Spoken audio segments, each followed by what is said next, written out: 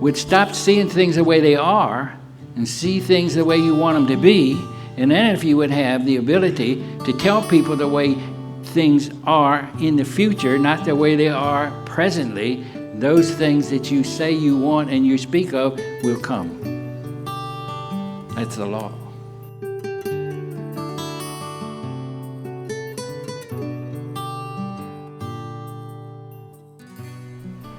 What did Dee mean by chiropractic is meant to connect man the physical with man the spiritual? Sure, well, the connection is God. Your physical body with your spiritual body, which is God. Or whatever you want to call it. But there is a spirit of life in you that has to be reconnected to the physical entity that you walk around with. So the adjustment connects the two. The purpose of the adjustment is solely to allow a greater expression of innate through matter, period, or life, as the case may be, being synonymous terms. So if we make an adjustment on a person, the idea is that there is a connection, a definite connection of, and a greater expression of life through matter. And if we stop and think about it, life is motion. The chiropractic term is motion. When you have a subluxation, which is an interference to the expression of life over the nerve system, beneath the point of subluxation is paralysis, which simply means a lack of motion or lack of life. So the reality is then that this person is not expressing maximum life. And by correcting the subluxation, which allows now a greater expression of life or innate through matter, then that tissue cell begins to vibrate at a higher rate. And when it reaches its level of vibration, then it functions normally. It's all simple. Everybody makes it complex. What is your life other than spirit? Is it a physical thing? Would you say your life is a physical thing? You would say that? Well, you were wrong. It isn't a physical thing. Your life is not a physical thing. Your life is spiritual. It is a spirit, is it not? I mean, you ever see life? You ever drink life or pick up life or eat life? No, it's there. It's expressing itself, but it expresses itself through matter. Now, if you remove the life from a physical body, in an instant, that body doesn't work anymore, does it? Because it doesn't have what? Life. Life is the spirit that causes the body to work. When you make an adjustment, you unite the two because areas in the body are not expressing life as it should, so therefore that part of the body doesn't work, or it's dysfunctional. So when we make an adjustment, there's an expression of life through matter over the nerve system to the level of the tissue cell. And now we have motion and we have life again. What is the chiropractic adjustment with that something extra? Well, BJ coined that. He gave the adjustment with the extra something.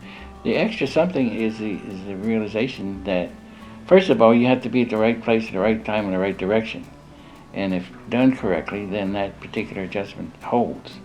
And that's when BJ made the statement that he was adjusting people, namely just once. Why? Because the adjustment was holding. Why wasn't it holding for other people? Well, because perhaps they weren't making the proper adjustment. That's the first thing. The second thing is the idea that there is something within that individual that is expressing itself where it wasn't expressing before. And if we come to the conclusion that if we can humble ourselves, God does the healing. So that extra something is the expression of God through man, period. If my consciousness isn't to the point where I know that I'm doing something that's viable and worthwhile, it may or may not work. On the contrary, if I have a great deal of certainty in that, it's going to work most of the time. So it's a big thing going on between the ears. Success is the same thing. You're only successful if your consciousness is success. If your consciousness is failure, then you're going to fail. So it's where you are in your relationship and your consciousness of being who you are and what you are. Are you do you consider yourself the greatest chiropractor on planet Earth? And you might say, well, that's pretty egotistical. So what? It's your consciousness. And you do better than the guy who thinks he's not, or has a lot of fear or doubt or disbelief. You know, the big thing is, in the Bible it says this. It says, look to the unseen. How can you look to the unseen?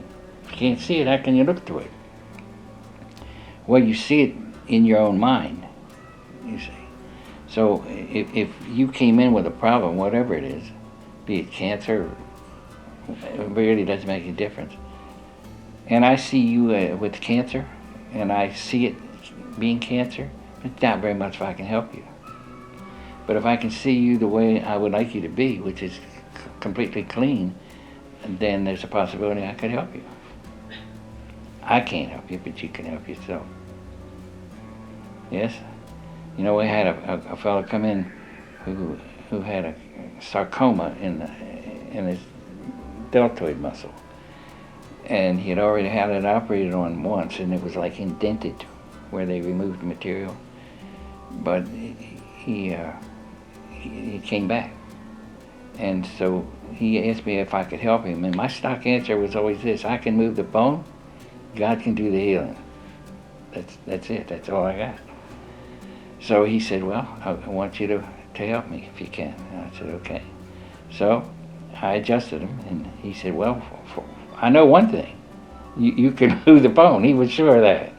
So then he had to expect, in my thoughts, he had to expect that God was going to heal him.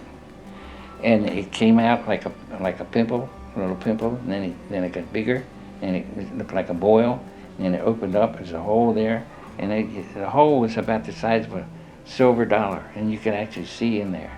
And then it came out and like I don't know if you ever took the cover off of a golf ball, and it was all like rubber bands wrapped around. That's the way that thing looked, and it was just hanging there. So I sent him up to the hospital. They snipped it because there was just a little string there. Ran a biopsy. It was all cancerous, and this was all cleared up. They put a pie graft on top, and he was fine. That happened with women's breasts as well. How come I was able to do that? Am I any different than anybody else? No. Why are those things happening? Because I didn't think, I never recognized disease. My consciousness says it's not there. You're whole. So that's what I saw, and that's apparently what they saw. And they healed up. I had a lady come in who had broken her leg.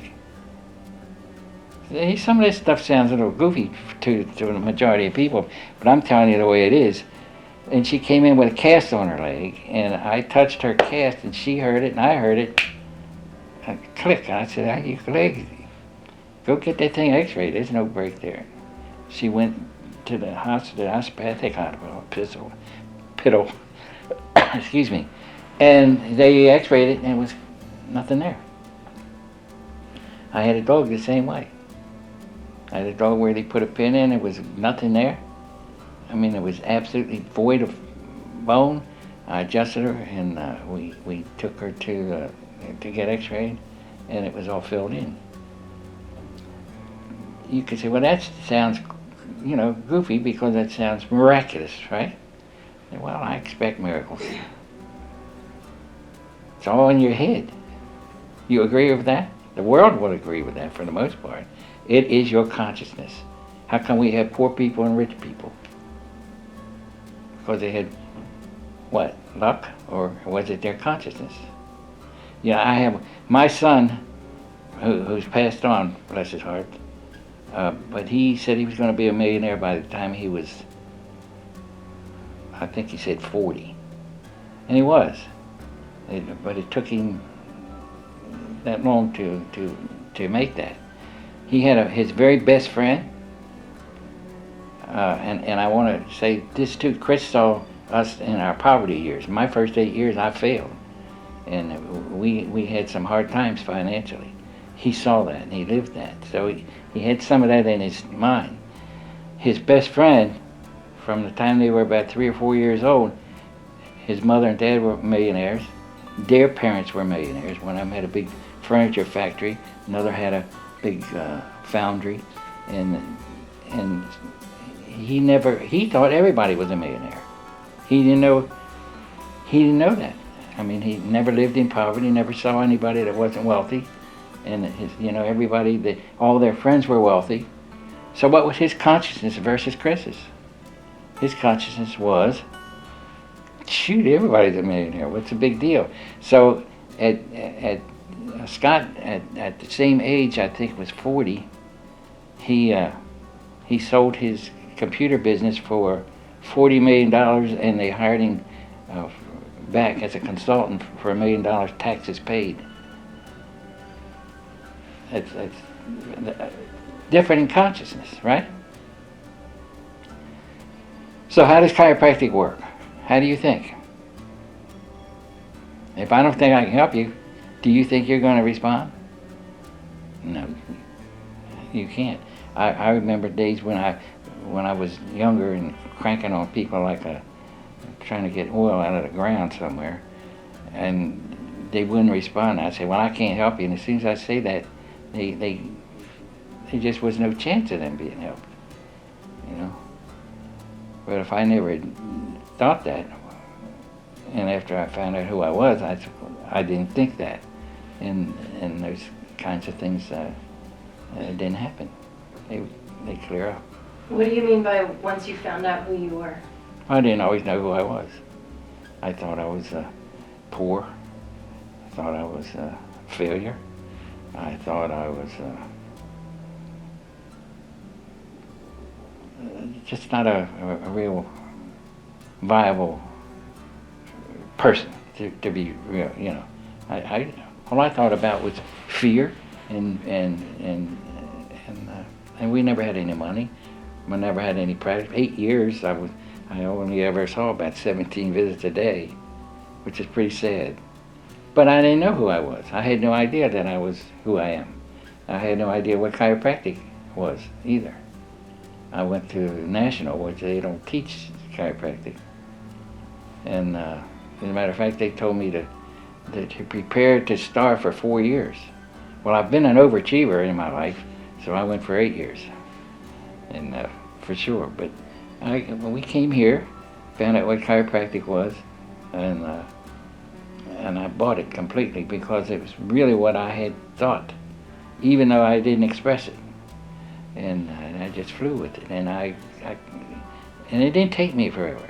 I came here in May, and in July, I think it was, or June or July, we came back because we had them every 2 months in those days, and I was already doing 350 a week, from 17 a day to 350 a week, and then it just kept going up, you know, to where we finally hit 2,000 a week, steady, pretty steady, which is a great thing, I think. How did you train to stay, I call it staying clear or connected? What does it require? For me? Well, realizing I was a street fighter and a semi-alcoholic, it took a bit of discipline in my life. So I meditated regularly, anywhere from 10 minutes to sometimes 3 or 4 hours. Real meditation, beautiful and stuff. I fasted up to 28 days. I was going for 40, but a negative guy sucked all the energy out of me, and I had to give it up. So, but I made it 28 days, and then we fasted every 1 day a week, every week. You know, every week was one day out of that week was a fast day. And then I started running, and I just did everything that I could do to discipline myself. I stopped eating meat. I stopped alcohol. I was smoking 3 packs of cigarettes. I just stopped immediately, and just took control of my life rather than letting all those things control me. So that's when I realized who I was.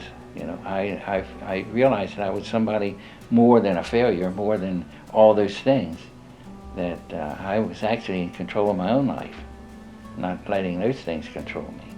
And fasting would do that. When I would fast, I would get to the point where I could almost control everything and anything that was going on in my days. And so I would say, well, I'm going to do this today and that today, and I'm going to accomplish this today, and it would happen. Because I was in control. See, far too many times we let other things control us, especially bad habits. So that's the answer. And how about on the service trips? Like I've heard you did group meetings when you needed people to come together and hold a vision, or breaths. Can you describe some of those things? Well, we just came, first of all, we would tell people what we were doing, how chiropractic works, in Spanish. I didn't do it, my friends of mine did it. But then we would, every morning before we went out, we'd connect and we would pray that what we would achieve, to send us the people and for us to have a very successful day. And for the most part, that's what happened. So yeah, we prepared. It's like, I work with people, and the idea that I try to get them to understand is that you need to prepare yourself before you go into practice. If you're going to go in and take care of 2 people or 200 or 2,000 people, prepare yourself for that. So you do meditation and you do visualization, seeing what it is that you're going to achieve, and then you write down your day so that you're commanding your day, and that's it. So now you're prepared to go in there and take care of your folks. And we also suggest that they put a button off your shirt and glue it on the door panel, so that every time you go in the office, you press that button. It's called the love button. And then when you press it, then all your troubles you leave out here, and everything in your office, it's like walking through glue or through molasses, because the love vibrations are there. You can really feel it if you want to. So preparation, just like anything else. If you're going to be a golfer, you had to prepare to do this. You had to set all this up. And if you didn't set it up, you wouldn't be doing it. It's just like going in. If you're going to have a beautiful day, you had to prepare. If you're a golfer, you'd have to prepare you practice. How do you open up to that love? Well, it's there. Love is inside of everybody. You just have to let it out. It's a very beautiful thing. Love is it's something that I think is capable of changing countries, and people make up countries. So by changing the people, you change the country. And it's a very, very powerful thing that everybody has in them, but they don't always release it. And if you're capable of releasing it, then you achieve a whole lot more than otherwise. It's a very beautiful emotion. So when you said you figured out who you were, did you find out you were love? I don't know. I think when I found out who I was, I realized that I had a lot of abilities and a lot of things that I didn't think that I had. And the big thing was certainty. That what I was going to do, I was certain I was going to do it. And yeah, I think, I see. Think of the thing. I used to. I hate to tell you this, but I was a street fighter. I carried a gun and I did all that stuff, and I didn't really like people, and just certain people. I only allowed myself to like certain people, but then I realized, man, I'm not that at all. I'm here to serve God. That's the reason I'm here, to serve God. And how can I better serve God than by serving man? What can I serve you? Hot dogs, hamburgers? Chiropractic, my choice. But I could serve you hot dogs and hamburgers in the same manner. And so when I realized that I was really a servant, then that's when I realized who I was. What does it mean to live innately guided? To let innate, remember I said that innate is your personal God, right? And I am in agreement with that. That's what BJ said. And so if I'm innately guided, then I'm guided by the internal mechanism or that personal God. Tells me where to go, what to do, how to do it. Should I do it? Should I not do it? So the more that I allow that to guide me, the more correct I am. The more I educatedly make decisions based on other people's opinions or books, or I don't do as well. So that's the answer. Have you learned how to use educated? Yeah, sure. We all do. That's why we go to school. But do I let educated always dominate my next move? No, I don't. No. See, the thing, I get an idea just like you do. I get an idea from God, right? Now that goes. My educated mind has to make a decision: do I do it or don't I do it? Is it going to be right or wrong? And then if I decide to do it, innate picks it up and begins to build it for me. See, so innate is really a fabricator in my life. That's what that builds things for me if I give it there and then let it go and let things happen. Then it works most of the time. What is the big idea? Well, the big idea is the realization that the principle of life is God. What is the big idea? You know, it used to be when I was a kid, I'd throw stones through the people's windows and the police would get me. They'd say, "What's the big idea?" That's not exactly it. But the big idea is the idea that life is a principle or a law that we are living by, and it's in us and it runs us. And then we come to the realization that we depend on that. If I can depend on the internal mechanisms of me being life or spirit or innate or personal God, any term you want to hang on it, then I understand that is the big idea. What is a supreme being? What's higher or greater than God? Nothing. So if I get that idea and realize that I'm to serve that, and hopefully to be led by that, if I allow it, then I'm gonna be better than the average bear. Is that the idea of lasting purpose too? No, lasting purpose is to have a purpose in life to serve. Service is your purpose, to give.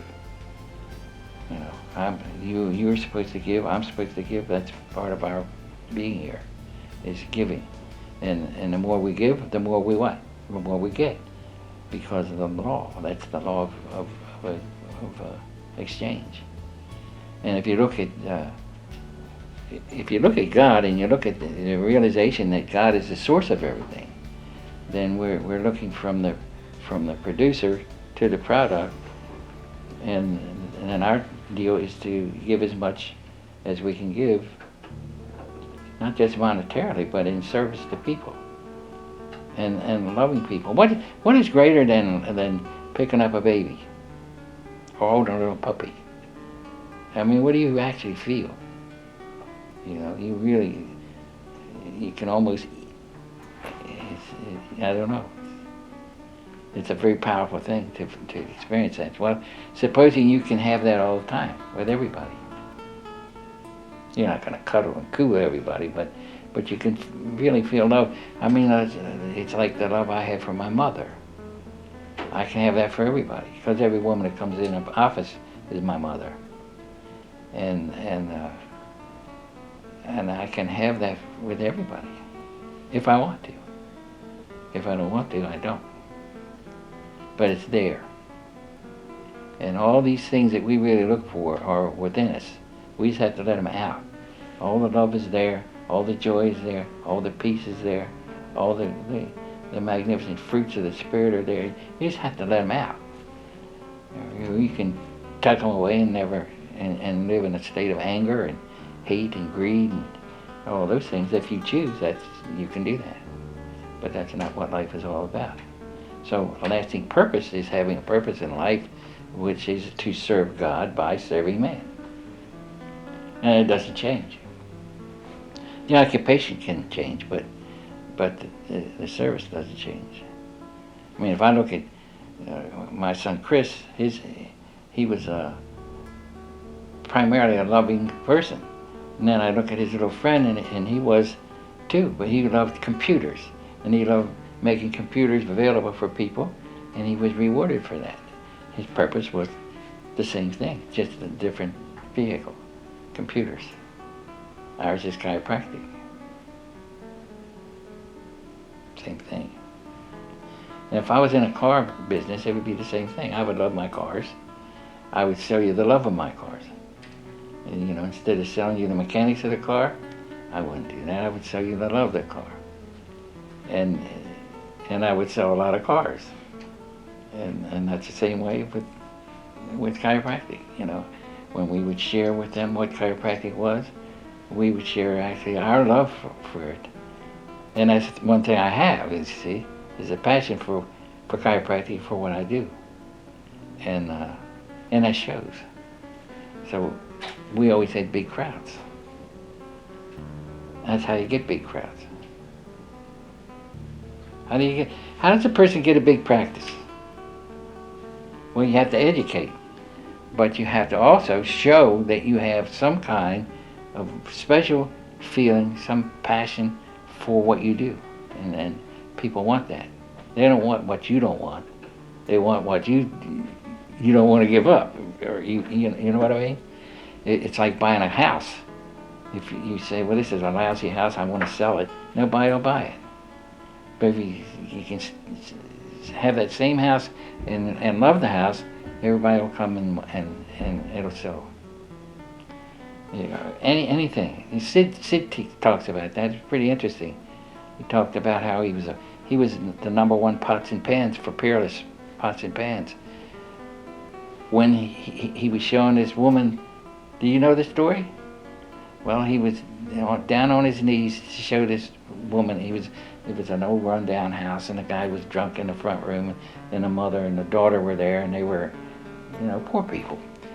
And he picked up the pot, a little red pot, and held it, and he knelt down, and when he did, the sole of his shoe ripped off. So he put all of himself into that pot, and he actually fell in love with the pot.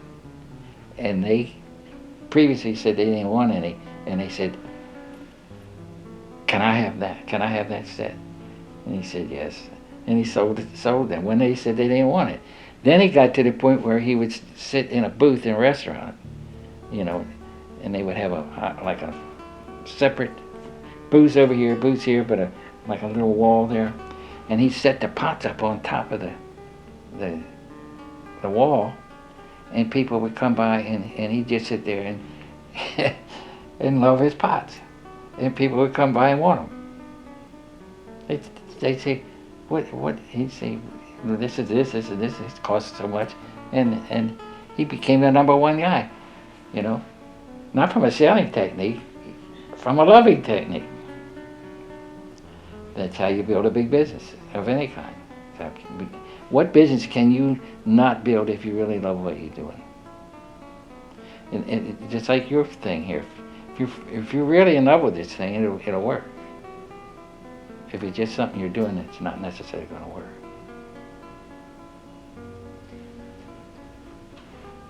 I love what you're saying about how powerful love is, and it made me think of how could that same love, it transforms a sales experience of any kind. How does it transform a person? You mean making that person better? Well, because if you recognize love, and if you recognize what love does, first of all, you want to be better. Everybody innately wants to be better. Even crooks want to be better. better crooks, but they want to be better. But for a person to really understand the love he has for his people makes your life completely different. You don't, it's not like a business anymore. It's like here's a gift for you. This is what I want to do for you, and then it becomes where you get into when you really love. It's like a mother. A mother will give her life up in a heartbeat for her child. And when you can have that kind of love, that tremendous love for another person or thing, for that matter, it becomes it's a blessing, I think, for everybody involved. But if you can truly love something or somebody or some place, it makes you a different person, you know. Would you be willing to just say what you think a love bomb is by saying the word love bomb? You want me to say what a love bomb is? Yeah. By saying the word love bomb? Mm-hmm. Well, I don't know. I suppose love bomb is going about and expressing that which you care about the most, and whatever that may be, and it creates a feeling of tenderness and caring and empathy and beauty, all combined. I think that's what a love bomb is. Could that transform people? It does transform people. It definitely does. This love is really a big thing, you know.